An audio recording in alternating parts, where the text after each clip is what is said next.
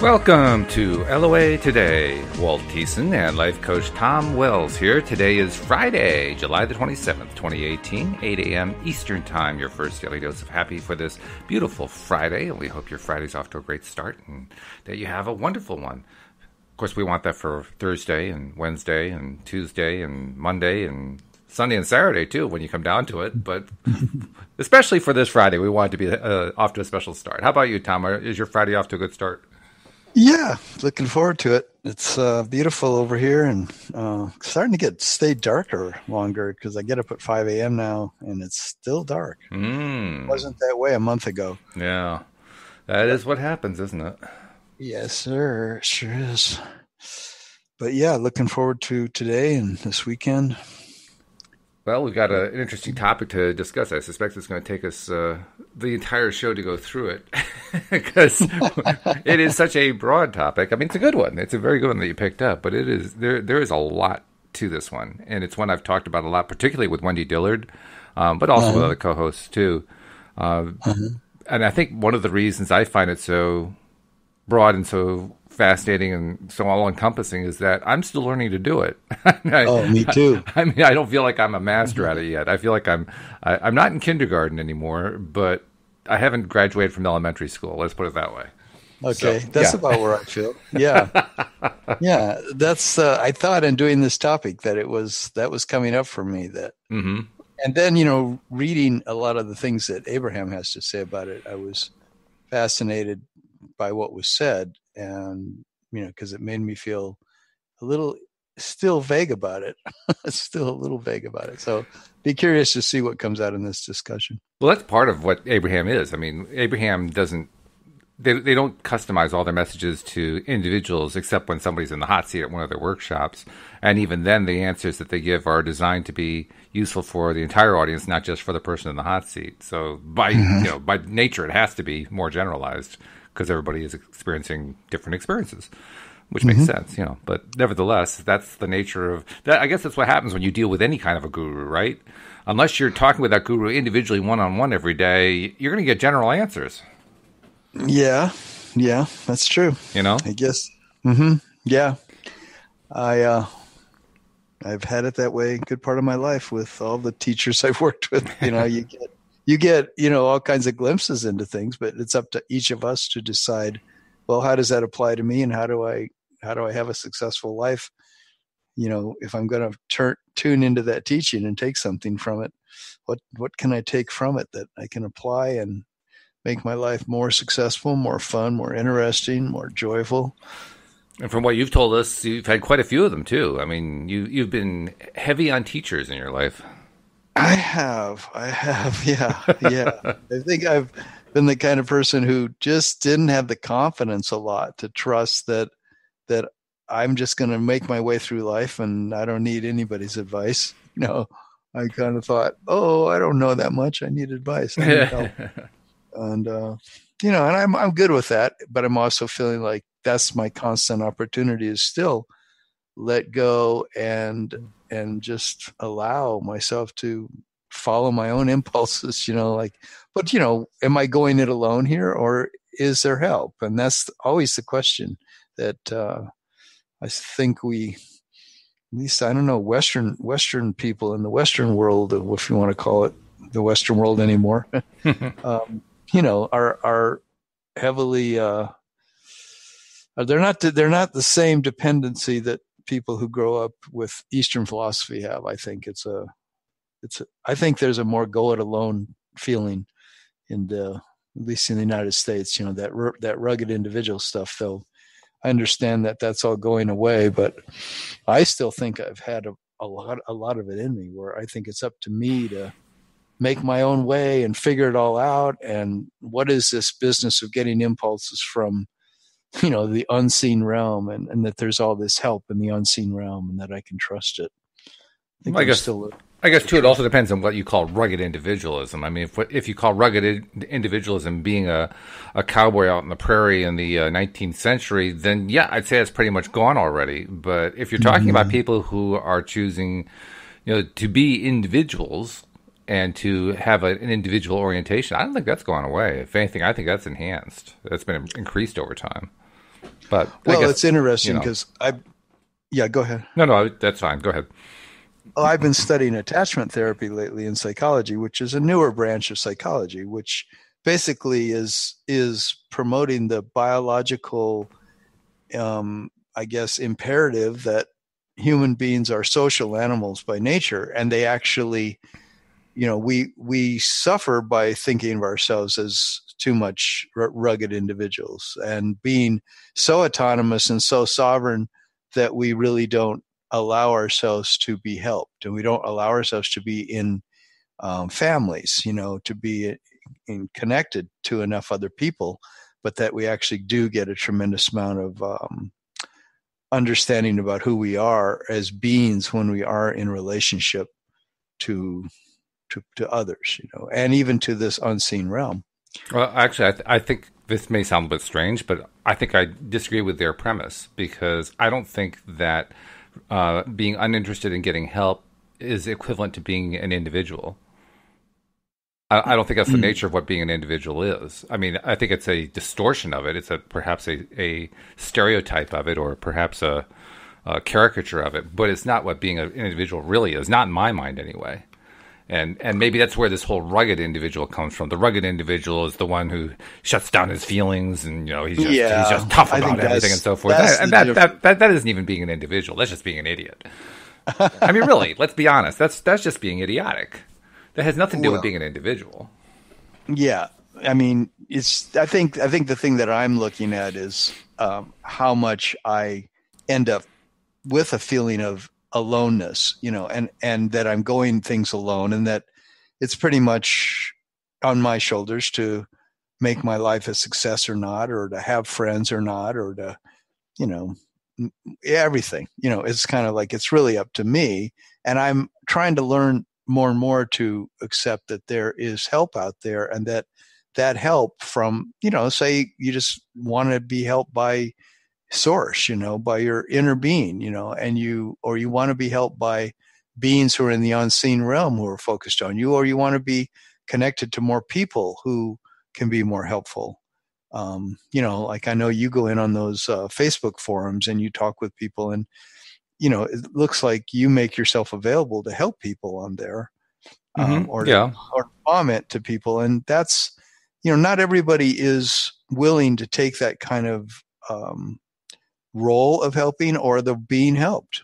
A lot of us, at least I know from most of my life, I haven't looked to others to try to get my help. I try to look to myself. Now I have looked at teachers. That's true. I look to the ones that I think are the true guides, Anyway, I guess what I'm thinking is when I think about the concept of connectedness to source, connectedness to inner being, one of the reasons I call my inner being the rest of me is that it's the rest of, it's not like there's only the physical me and there's no non-physical part of me.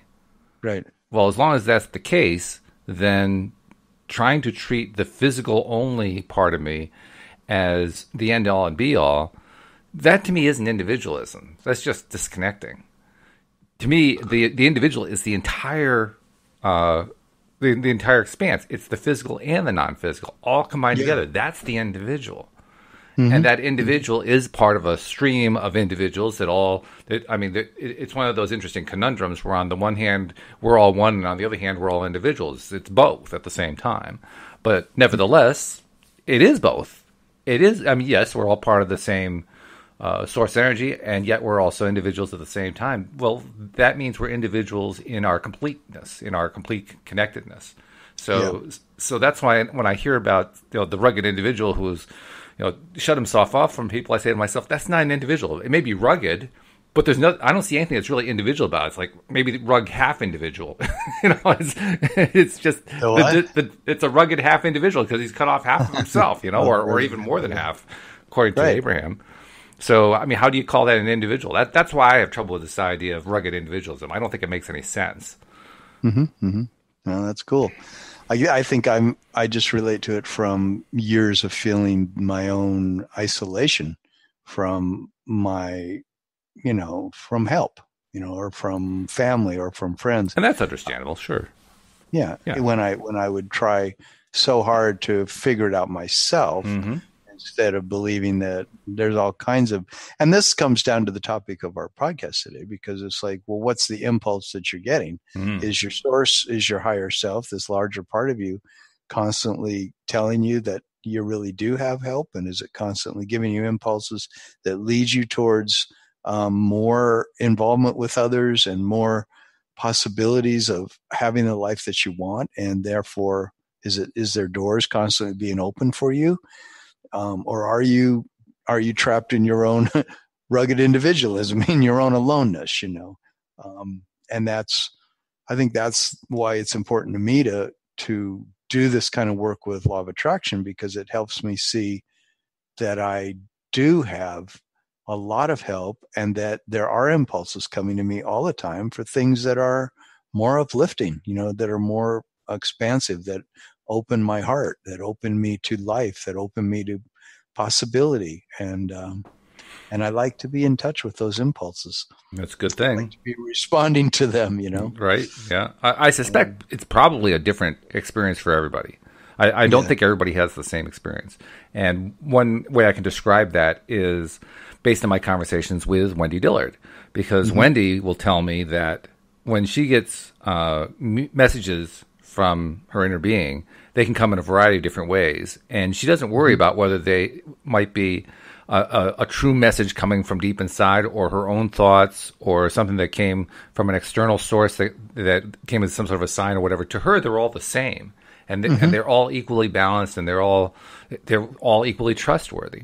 In my experience, I don't feel the same way about it. My own experience is I know that when I get something that I realize is truly coming from within, I've learned I can trust that. My difficulty is that I also am capable of tripping myself up with my own thoughts, and I'm also capable of tripping myself up with stuff I get from other people, depending on whether it's good advice or bad advice, to put it in the most black and white terms. But it's possible for me to trip myself up, and I don't like tripping myself up. So I actually get suspicious, and I ask myself, well, is this really a true message? Is this really a true impulse, or is this me in some way, tripping myself up? Is this some sort of self-deception that I'm doing? And she doesn't get all worked up about that. From her experience, all of her messages are true messages. So, I mean, that to me is a great example of how two different people have two different experiences with this stuff.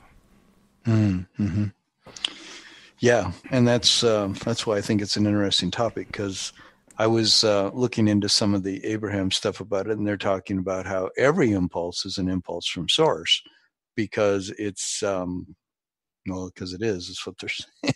Well, kind of in alignment with what she's talking about, really.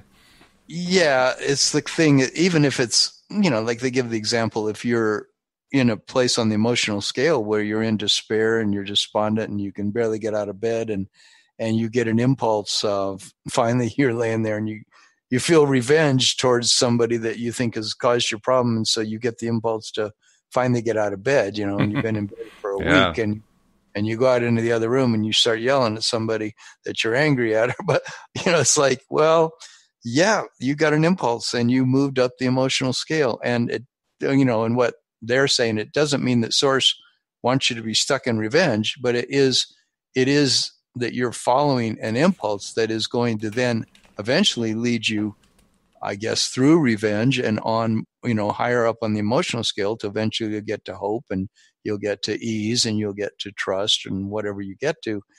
But it's that we need to, the thing is, are we following these impulses? Are we following the inclination that we get? And I mean, I guess it depends what the impulses are. If I were Charles Manson getting impulses to kill people, that might not be the best kind of impulse to follow. Exactly. Well, there's that big question these days of that, because people are following impulses like that quite a bit, it sounds like. And a lot of people are dying, because of those people's impulses. So, but I wouldn't want to focus on them as a sign of, what it is to follow impulses, or to know where the impulse is coming from. But I mean, if I sat around and tried to discriminate every single impulse I'm getting, and maybe I do that, but I don't really think about it. But I just try to follow, does it feel good? does the impulse feel good? And does it feel better than say I'm sitting in my chair and I'm struggling with working on a particular project I'm working on, and I've been at it for 3 hours and feel a sense of struggle about it. But then eventually I just go, I'm getting an impulse to get out of the house, and I get up and I put on my sandals and I go for a half-hour walk. That's the kind of impulse that that then can change. And I come back and I look at my stuff and I go, what do I feel an impulse to do here? I know when I've been creating things, I remember back in college, like writing a paper and wanting it to be really coming from my creative possibilities, be a creative paper, a good paper. And I would sometimes have to leave the writing of that so many times and go do something else and then come back and I would see it in a brand new way. And I feel that's where impulses are really obvious to notice. Did you get an impulse to leave, and did you leave, and then did you get an impulse to come back? And when you saw your paper again, did it spur a new level of creativity when you read it? And I think your evaluation that you want to be accepting and acting upon the better feeling impulses is a good one. I think that one makes a lot of sense. I mean, if you're in a really, really bad place and the impulses you're getting are sadistic or masochistic or something along that line, well, you're probably going to trip yourself up. But then again, you probably also have some serious stuff you need to root out. So, we have to kind of take that situation with a grain of sand, I guess. Or a grain of salt, because you take it with a salt. Yes, right. So you take it with a grain of salt. But for our more mundane, less dramatically violent and dramatically extreme lives that most of us live, I would say all the rest of us can pretty much trust on the idea if it's something that feels good, we're probably in good stead doing it, following that impulse, or at least learning from it, or listening to it, or paying attention to what the message is with it. The main question, I think you're right, is you're right. Does it feel good? Does it feel not just better than where you are, but ideally does it feel a lot better? Because that's the one thing I do know for sure. The impulses that I have followed, that I've worked out, are universally the ones that felt really, really good. Not just marginally good, really, really good. It's the marginal ones where I sometimes trip up. Mm-hmm. Yeah, I mean, I feel like I get impulses all day long, and when I follow them, they're just always something that is altering that sense of inspiration for me a little bit. I guess, because if I decide I'm going to go do some channeling, or I'm going to go write in my appreciation journal, or I'm going to go look up something on the internet that's I'm getting an impulse to look up, so many times I don't know that particular thing is going to be the best thing for me or anything like that. But when I follow the impulse, a lot of times it is exactly what I needed. And looking back on it, I can go, I'm really glad I went and did that channeling at that time, or I'm glad that I wrote down the things that I appreciate today. It was a really good timing for me to do that, because it got me in this place. And later on, that affected my relationship. When I went out to lunch with my friend, because I ended up talking about that, and that brought inspiration to our conversation. And I'm just always looking at following the impulses that keep me on a track of inspiration, that keep me on a track of feeling good, which I said before. But And this is probably not part of what many people think you should do with impulses, but I have a working theory that I'm experimenting with. And that working theory is the way impulses have been explained to me in the past includes the idea that you go with the first impulse. You don't allow yourself to second thought and third thought and look for additional impulses. And I think there's some justification to that, because most often the first impulse is the true one. Having said that, I think there's also something to be said for thinking twice. And by thinking twice, I don't mean looking for another impulse. I mean stopping and asking myself about the first impulse. My first reaction was, yeah, that's good. And then but I'm stopping and ask myself, wait a minute, I just want to make sure, do I really feel like that's good? I mean, do I feel like it's really, really good? Or am I just kind of like reacting automatically without even noticing what I'm feeling?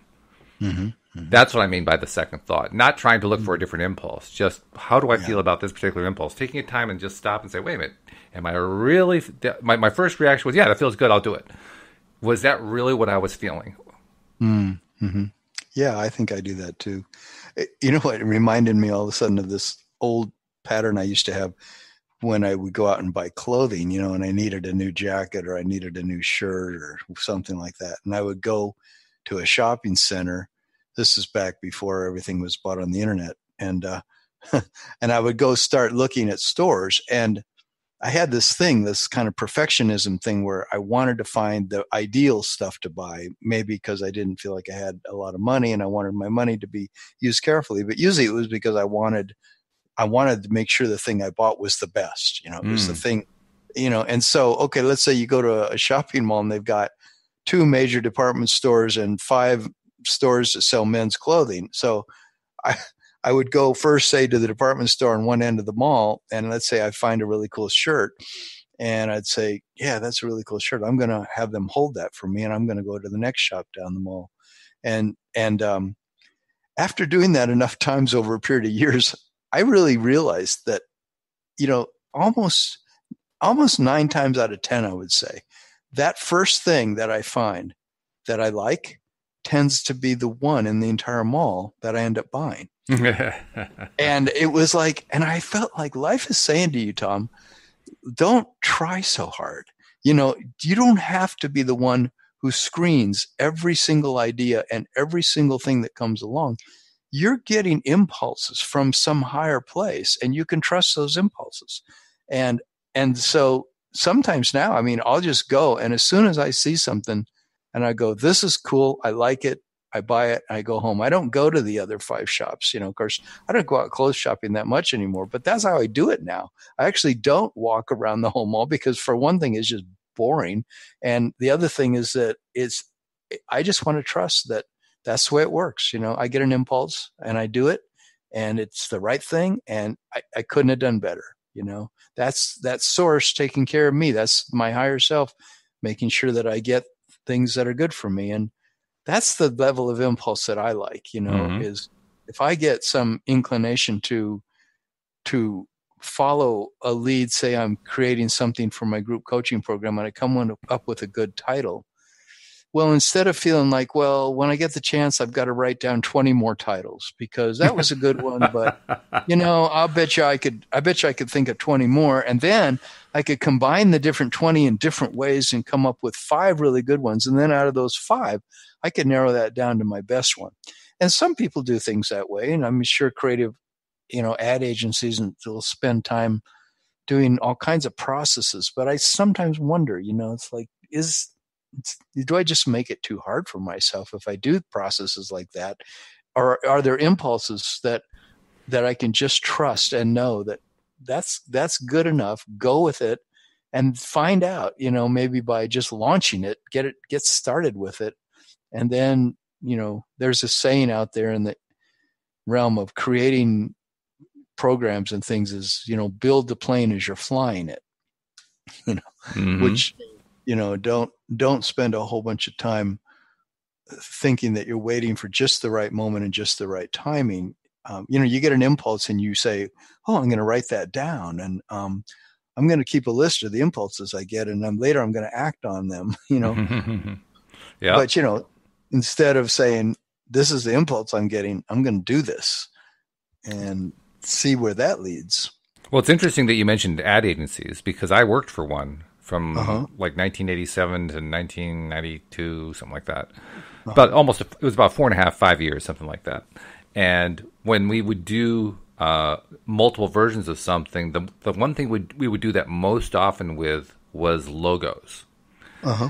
But it would not be for the reason you might think. It's not for a reason that would fit in with what you're describing. We wouldn't do it because we were just, you know, trying a bunch of them to see which one we like best.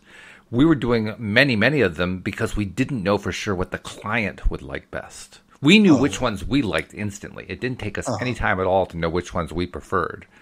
But because everybody's different, no matter how much you talk to a client, well, first of all, most clients won't give you any input.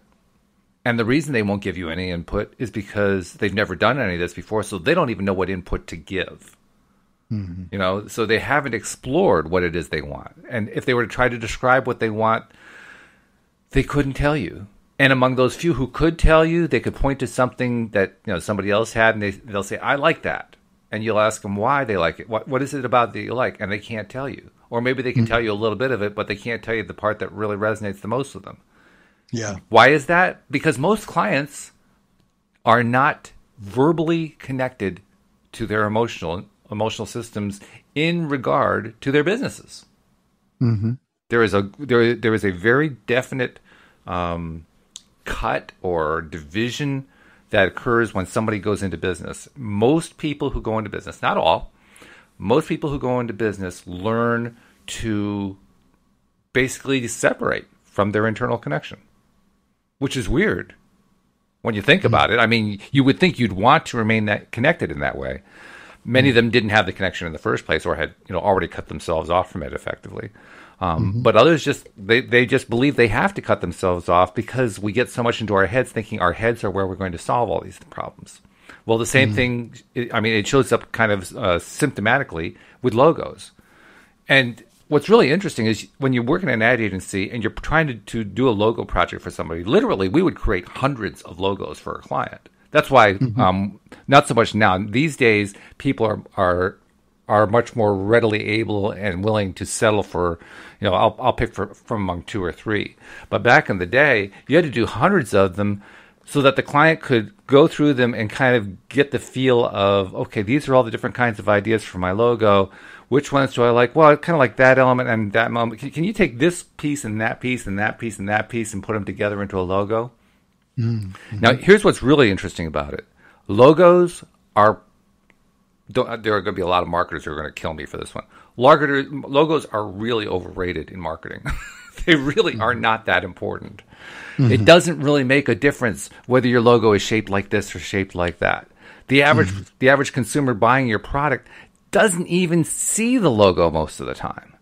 Mm-hmm. And yet people sweat over logos. That's why people used to pay thousands of dollars to get a logo. And why did it cost thousands of dollars? Because you had to make hundreds of variations of it, and it all took time to do it. Especially back in the pre-computer day. Boy, did it take a lot of time in that day. God. Yeah. So, I mean, you would think that all of that creation was done because of the indecisiveness of the creators, but that wasn't the case. It was the indecisiveness of the client. Interesting. Yeah. Yeah. So how does impulse fit into that? Well, I think the real question is, what's the impulse of the client? Because anybody who's working for an ad agency is really trying to satisfy a client. They're really not trying to satisfy themselves. To a certain extent, they do. The really, really good designers, the great artists and so forth, they want to create stuff. They want to sell stuff that's their own stuff. Mm-hmm. And some of them are able to create stuff that is not only their own stuff that really resonates with them, but also has mass appeal. And that's great when that happens. That's the kind of person who really, really succeeds easily. But there are others who have their own creative space that they like to create in, and that they come up with certain kinds of ideas, and those ideas don't match the mass consciousness. Doesn't mean the ideas aren't any good. It's just that that's not what the mass consciousness loves. So They have to work a little bit harder. They have to be willing to bend more. They have to be willing to try to satisfy the client and put their own preferences aside. Mm-hmm. So where does impulse fit into that? Well, it depends on who you are. If you're in the first group, go with your impulse. Your impulse is going to produce a mass consciously satisfying product the first time, most of the time, and you're going to be great. Mm-hmm. If you're in the second kind of person, then you can't really go with your first impulse all the time. Mm-hmm. Mm-hmm. Yeah, that's kind of how it is for me when I create things, because I'm always trying to think outside the box and be sort of a revolutionary way of looking at modern society and looking at it from a lot of different perspectives, shamanistic perspectives, from law of attraction perspectives, from the fact that we're infinite being perspectives. And so a lot of times the things that I get impulses that I think I want to then offer to people are so outside of the box of normalcy that they're not. I have to tweak them, it seems, or I have to do good market research to find out, do people really want this thing that I have to offer? And that's why it really comes down to whether or not you're coming up with an impulse or receiving an impulse for a business purpose, where there's a creative side to it, or are you receiving the impulse for yourself? Because if you're receiving the impulse for yourself, then all that goes out the window. That's why the ad agency analogy only is partially useful, because the ad agency person isn't trying to use the impulse for their own benefit. They're trying to get an impulse for the benefit of somebody else, which is much harder to do. Yeah. But if you're receiving the impulse for your own benefit, you don't have that same issue.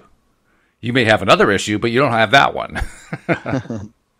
Well, it's interesting because I really feel like we are all connected. And if I'm receiving impulses and I'm trying to, let's say I'm creating a business, I want to create say a workshop series or write a book or whatever, it's something in what I'm receiving is connected to a larger consciousness, because if it's stimulating me and turning me on and making me excited about life, there are probably other people out there who would get maybe equally excited like I am getting excited.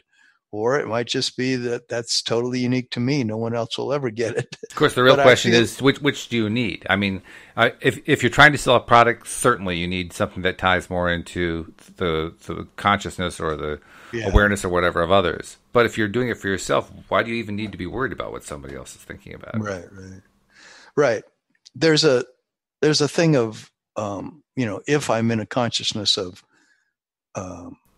the larger part of me wants to be of service. It wants to be in a mode of being a helping individual on the earth. And so therefore the things that inspire me, it's really hard to leave the things that inspire me in a vacuum of just where only I get, joy from it. Only I get enthusiastic about it.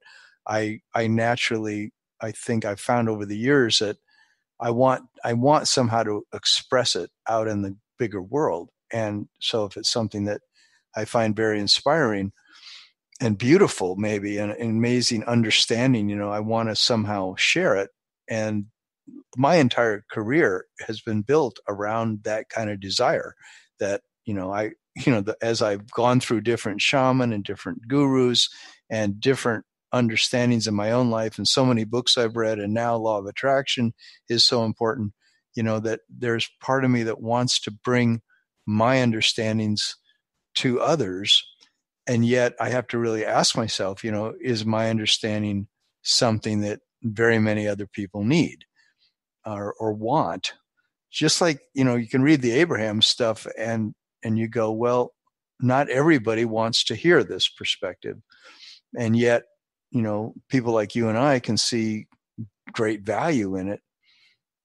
So if you get an impulse to want to share it with other people, is that impulse coming from a personal desire just to be satisfied, or are you connected to a larger knowing that wants to bring this alive in the world? Your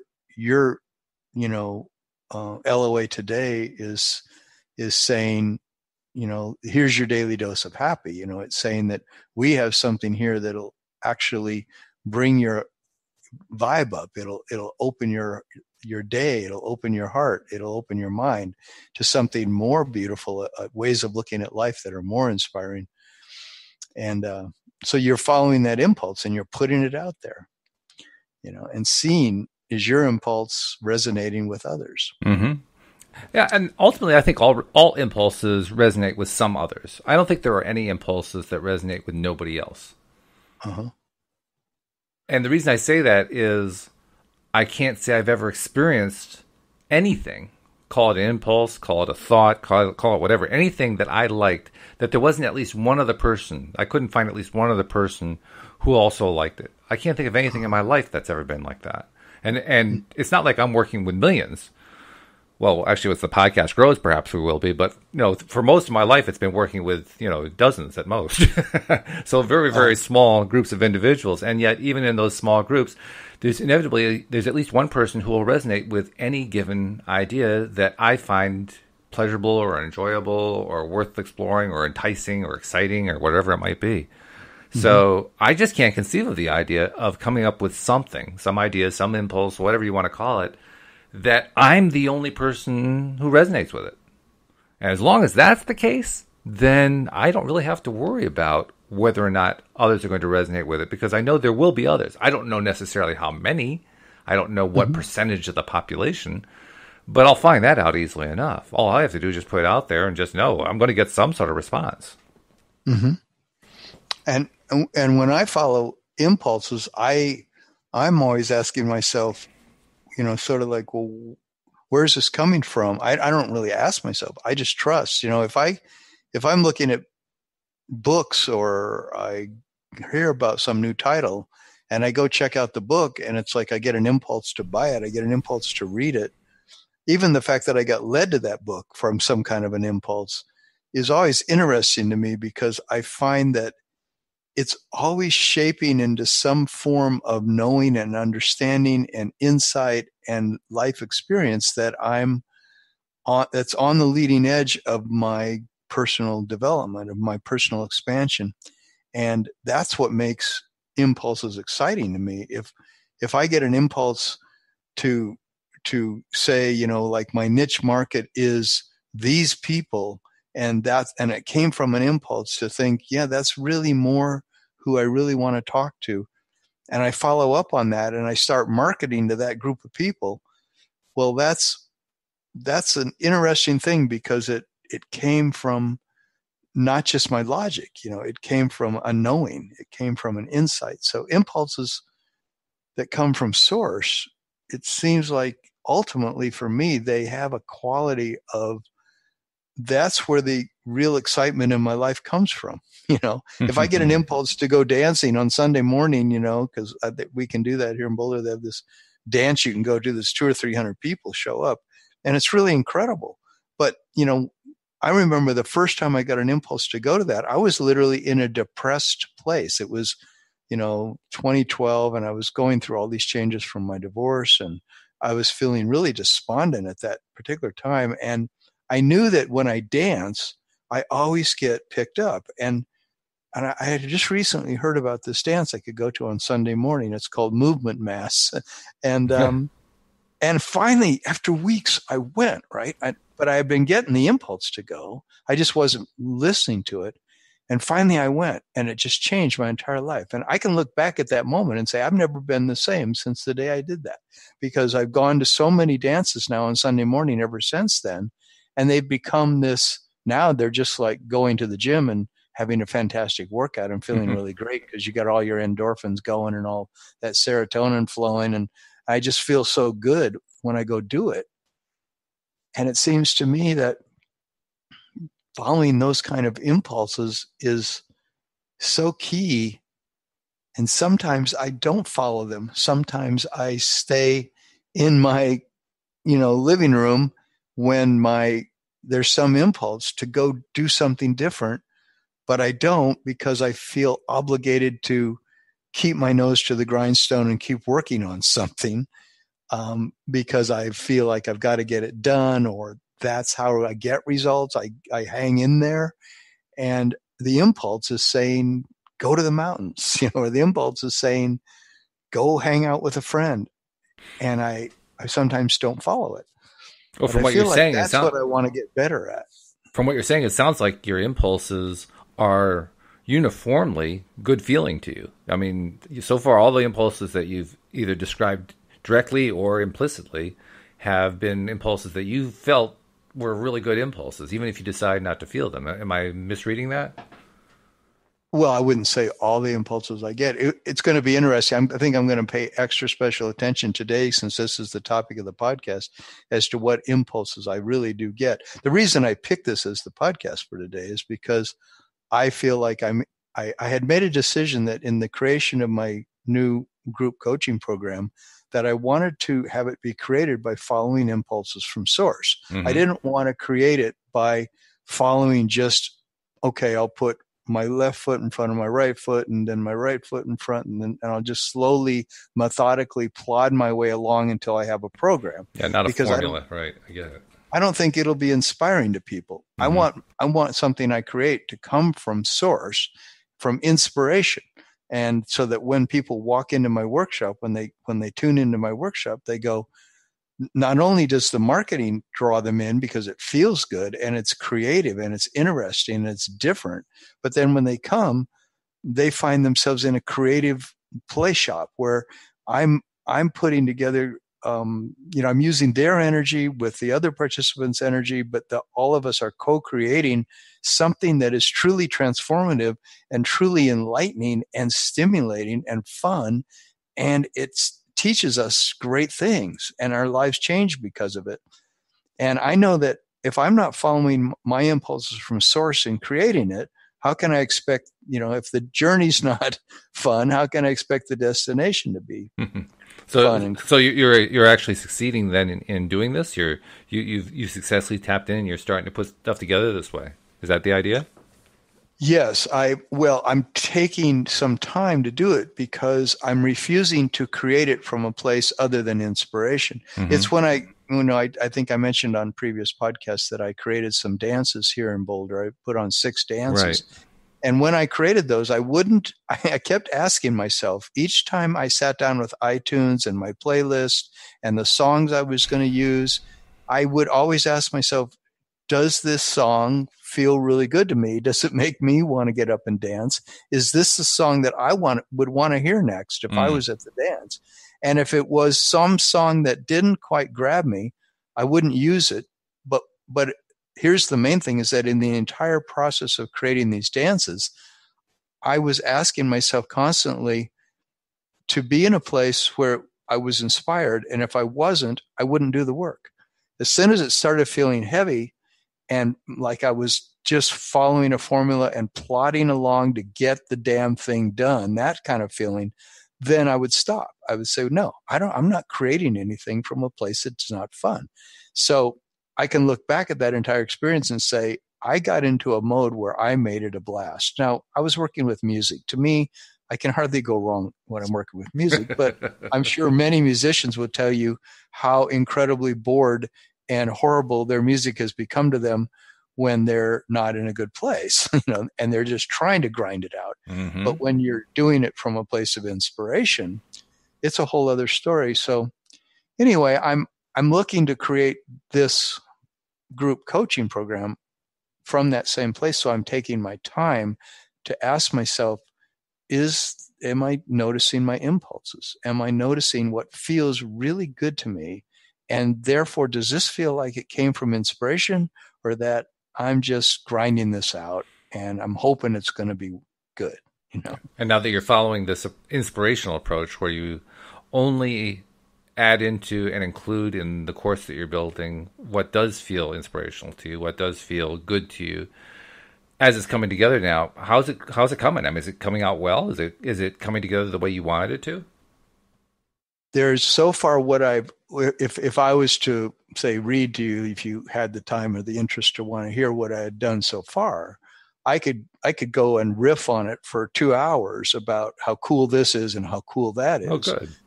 But I haven't yet turned it into an actual program. And that's where I'm looking for the impulse and the inspiration now, is how do I take great content, potentially great content, and turn it into potentially great workshop modules, and how much do I want to just sort of have an outline and let the inspiration come when I'm live with people, which is kind of what I've decided to do, that I'm going to just come up with the general topics like we do on podcasts a lot. You just basically have a topic. You don't know for sure what's going to happen in the hour when we talk about it, but we come together around that topic, and then the two of us co-create, as you do with your other hosts. You mm-hmm. said one of your hosts, you guys don't know the topic until 5 minutes before the podcast. Yeah, Joel and I decide usually a minute before. In fact, he calls in, "Hey, Joel, how you doing?" "I'm great. How are you?" "Well, I'm doing good. Here's the topic." "Oh, okay, let's go." Now that's wouldn't you say that's a good example? And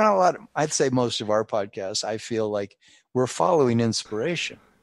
We're following impulses as we speak. We are, yeah. And that is fun. By the way, that is a lot of fun. It's a good example of how the only way I want to create is that way. I want it to be alive, not something that's just a repeating of what Abraham said. which I do. So I do that enough. Well, sure, yeah, but there's no reason you can't do that. You can certainly include it. Well, you can use it as a means of inspiration. If sure. you say a particular thing and you're truly digging it, and you're coming from a place, hey, I'm excited about the fact that when I let go of the oars, that my boat will turn in the stream, and I'll start going downstream, and I'll start realizing that my life is beautifully guided by some divine love, and that the universe is benevolent. I mean, I'm repeating right there a whole lot of things that I've heard Abraham say, but Right. I'm excited because that's what I believe is true. Mm-hmm. Sure. Yeah. That's why that the approach that you're describing, I can see that working in a very big way.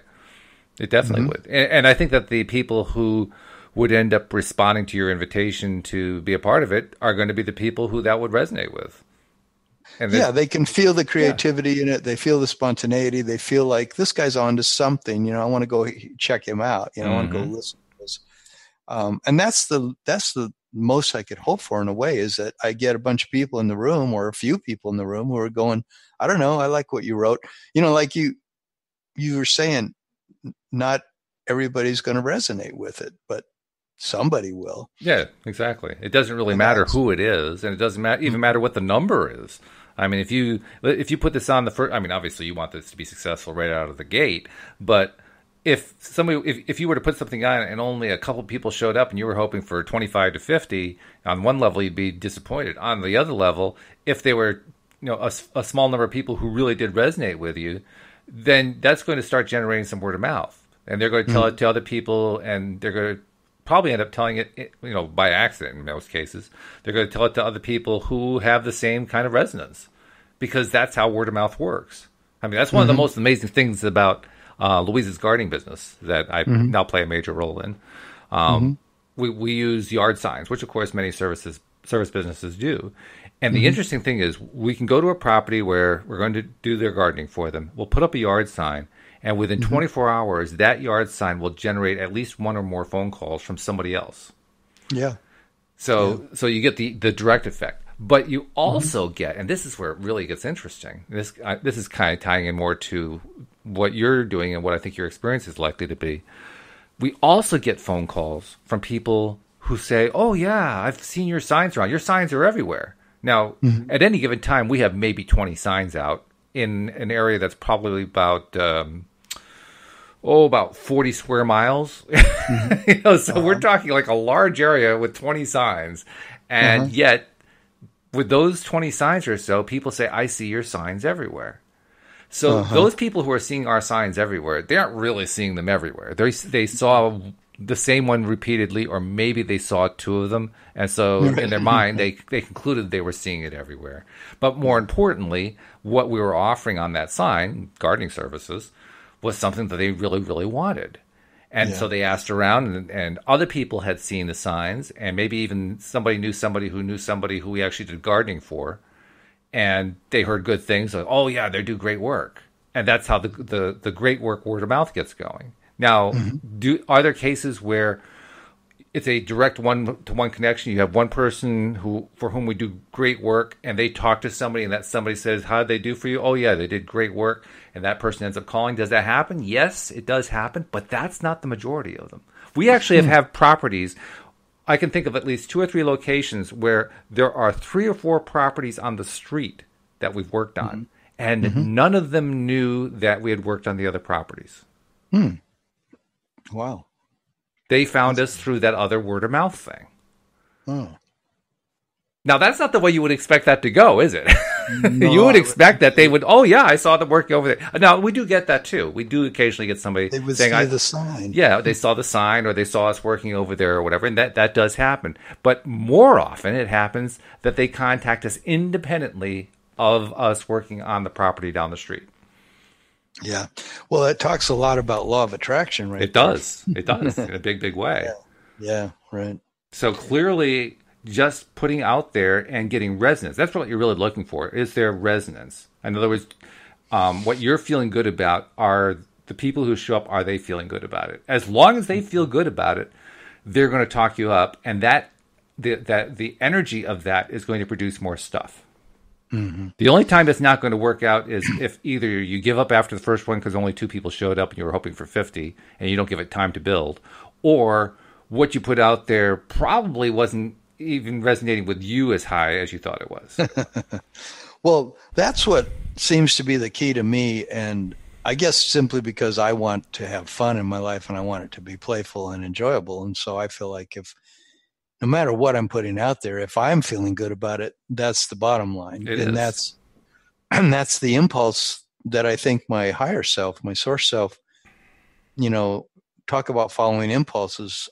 It really mainly comes down to me is, does the impulse feel good? I guess.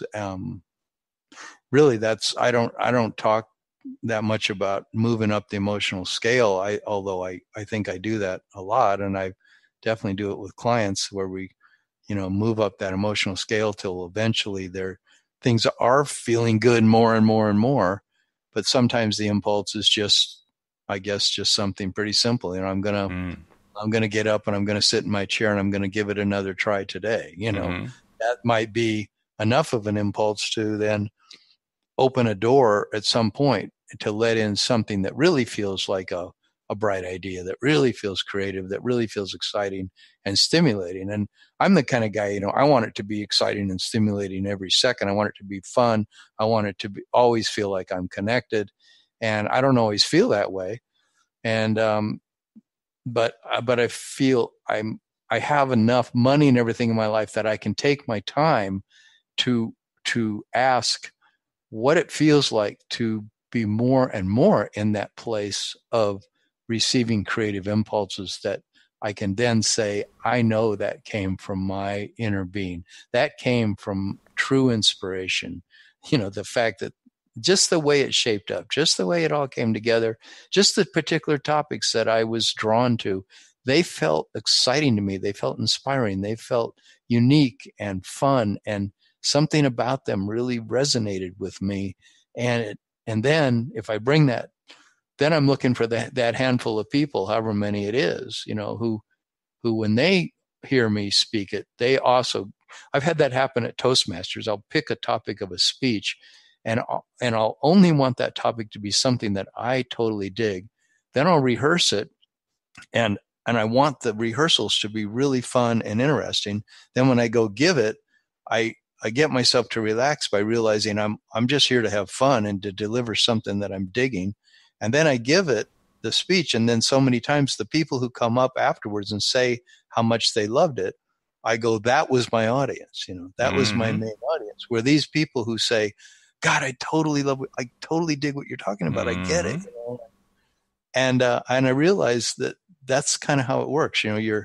Some people are going to resonate with my excitement, and some just, I can tell some of the people in the room, they just walk out and who knows what they're thinking, that was okay, or that guy's sure on a trip, or whatever they're thinking.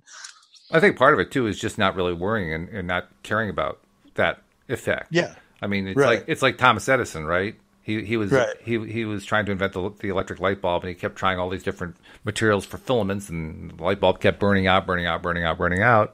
And he was interviewed about it, well, actually, the interview. This is an interesting thing. The popular version of the story is that he was interviewed about the light bulb. Actually, it turns out when you look into the story about the multiple failures, it wasn't about building a light bulb. It was about building another kind of device. I can't remember what the device was, but it was not building the light bulb. And he had something like 2,000 failures with it. And the person who was interviewing him was asking him about it. It was more of a technical interview for like a technical publication. And the guy asked him, well, what does it feel like when you keep failing over and over again? And his answer was, I didn't fail. I just found another way not to invent this thing that I was trying to invent. Well, so basically, when Thomas Edison was inventing, he recognized that not everything was going to work, but he didn't worry about it. He said, "Okay, so I'm now one step closer to inventing the thing that does work. I know that I've just gotten one iteration out of the way that has taught me some things. It's shown me what doesn't work. It's also given me some clues about what might work, and it's what leads me to my next filament that I'm picking, or my next element to the device I'm trying to create. But I don't get at all focused on, well, geez, they just walked out of the room. I just don't pay attention to that. That's the Thomas Edison view. Good example of the same principle that I used in my 30 years of sales, of working on college campuses and going door to door all day long. And in sales, you've heard it, I'm sure, that saying that, every no is just getting you closer to the yes. Right. It's coming. And so can you enjoy the no's on the journey to get to the yes? Exactly. Yeah. Exactly. And Thomas Edison, is a good example of, he is clearly enjoying the journey of trying all these things. I'm sure if it wasn't fun for him to play in his workshop, he wouldn't have done it. He wouldn't have done it. And some people do things, they really feel like they're paying a big price and they sacrifice. And sometimes when I was going door to door over those years, it wasn't fun, but I, over the years, did have one thing that I was always understanding, is that I'm going to continue to find the way to make it fun. And the more literally over the years, I got better and better and better at knowing that when I got to a college campus at 8 a.m. and I was going to work till 5 o'clock knocking on doors, that I could have an incredible day. I could really have a lot of fun. And so I really realized that spirit, quote unquote, the source, wanted to work with me, so to speak. I wanted to work with myself in that divine energy to have a blast, and to know that I could meet really cool people today. I could have amazing conversations. I could make money in ways I couldn't even imagine, from people I didn't even think, were going to sell me something, but they would. And I would just learn that this is all my dance. It's the way that I shape it is going to determine, number one, did I enjoy my day? Number two, was I successful? And number three, did I make some cool relationships? Did I forge deeper relationships? And how do I feel at the end of the day when I go to dinner? Was it, and I so many times just could make it so great for myself because I wouldn't settle for anything else. That's really good. That's fantastic. By the way, speaking of not settling, I want to make sure our listeners don't settle either, because most of our listeners are subscribers, and that's great. They never settle. They always want the best coming to their phones and tablets and so forth every single day. But if you are a new listener and you have not yet subscribed, I wanted to take a moment and just ask you, please go to our homepage at loatoday.net, and you will find right there on the page, just below the player for listening to the live broadcast, you'll find instructions on how to subscribe to the podcast. It takes about a minute to do. It's free, doesn't cost you anything.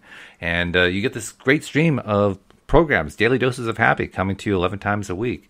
And it's going to get even better, Tom, because this afternoon we are welcoming in another new co-host. Linda Armstrong is going to be joining me this afternoon for the 4 p.m. Eastern podcast. And then on Monday, another new co-host is going to be joining us, Patricia Framo, going to be joining us on Monday afternoon. So 5 co-hosts has now become 7 co-hosts. And so how many shows are you going to have a week? It's the same number of shows. Wendy Dillard's stepping back. She's only going to be doing 2 a week instead of 5 a week. Cindy's going to be taking the Wednesday slot, and then Linda on Friday and Patricia on Monday. So it's the same number of slots, just more co-hosts. And that means more perspectives. Fun. It is. It's going to be great fun. And that's why I'm really urging people who are not yet subscribers to subscribe, because there's going to be some really great stuff coming. Yeah. So you want to make sure you tune. What's that? Be cool to hear from new co-hosts. Oh, yeah. Always good to have new perspectives. We love it when we get calls, we get new perspectives that way, but having new co-hosts, I can only imagine what's going to come out of it. It's going to be really good. Tom, before we leave, how does somebody reach out to you in case they need a little personal attention? Well, they can have a free half-hour coaching session with me to see if they might want to do some work with me by going to my website and signing up for the free half-hour coaching session. My website is youarejoy, youarejoy.com. Very good. And with that, we'll say, Tom, I'll see you on Monday, and hope you have a great weekend. And you too, Walt. And we hope that you'll join us next time here on LOA Today. Goodbye, everybody.